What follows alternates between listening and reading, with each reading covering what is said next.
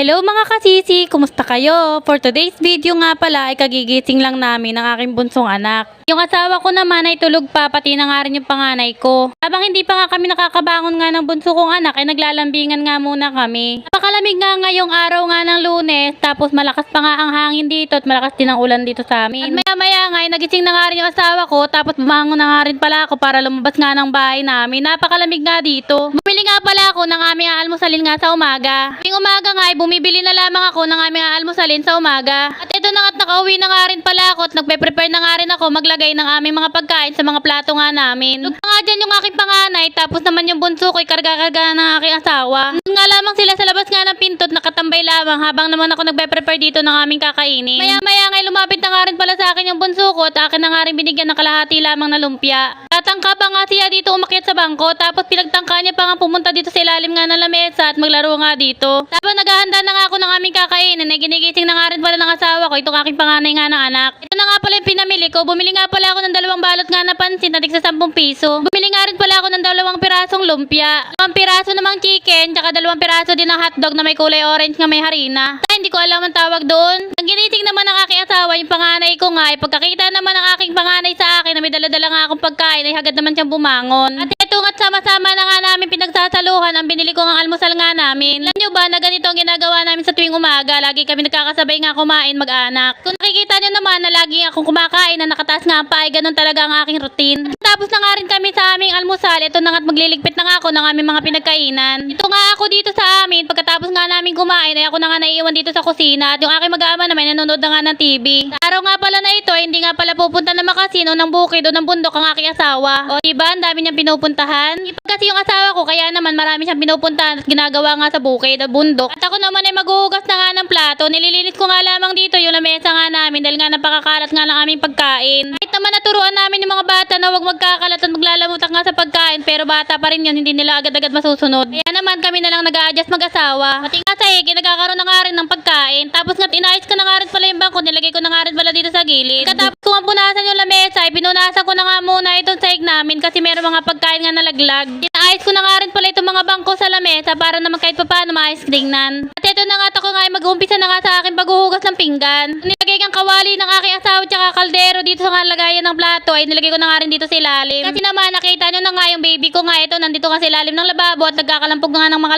kaldero. Nandito nga lang talaga kayo sa amin sa bahay, talagang yung tenga ninyo nga ay matatanggal yung talinghagang ninyo. Kaya naman mababasag yung eardrum ninyo sa sobrang lakas nga ng ingay nga ng aking mga anak. So ayun na nga, natapos na nga ako sa paghuhugas ng pinggan, paghuhugas nga ng mga bote ng aking mga anak. Akin namang liligpitin ito nga mga hinagaan nga namin. Diniklop ko na nga rin dito yung mga kumot nga namin at nilalagay ko na nga rito sa kwarto. Yung mga una naman ay dito ko na lamang ilalagay nga sa kama at di ko na lang din ipapasok sa kwarto kasi gagamitin din naman ng aking mag-aama. Hindi pa nga ako natatapos sa pagliligpit ay nandito na nga aking mga anak at aking asawa. At pagkatapos ko nga maligpit itong higaan nga namin dito sa sala, dito naman ako sa pagpinaw nga ng mga damit at tutupiin ko na nga rin pala. Kaya nga pala ito nakasampay pero hindi ko pa nga napipinaw kasi nga naman ito malamig pa rin at naulan nga kasi parang hindi pa nga tuyo kaya naman hindi ko pa pinipinaw. Sa ngayon talaga ipipinawin ko na nga kasi kahapon ngayon naglaba nga ako pero hindi ko pa nga naisampay yung iba. Baka kasi nasampay ko na pero yung iba hindi pa kasi nga kinulang nga ako sa mga ipitan. Maliliit na kasi yun sa mga damit nga ng mga anak ko. At ako nga muna ay magtatanggal nga muna ng mga damit sa mga ipitan para naman yung mga hanger at mga ipitan ay may tabikot para magamit ko nga mamaya. Dito na nga nakabang yung basket ko kasi nga mamaya pag tinutupi ko na nga ito dito ko na lamang ilalagay. At habang nagtatanggal nga ako ng mga damit sa ipitan, ito namang aking bunsong anak ay lumapit para nga yumakap sa akin. Kaya naman nilambing-lambing ko nga muna. Naglalambing naman ako ay nagagalit nga siya kasi kinakagat ko nga yung baba niya. Kalis naman ng aking anak ay nagsayaw-sayaw na nga muna ako. Iniisip ko nga kung gaano nga ako kagaling sumayaw. Hahaha. At ito nga ako nga ay nagtutupi na at inaayos ko nga dito yung mga damit nga ng aking anak. Pagkatapos nga lumapit naman sa akin yung panganay ko nga at naglalambing-lambing na nga rin.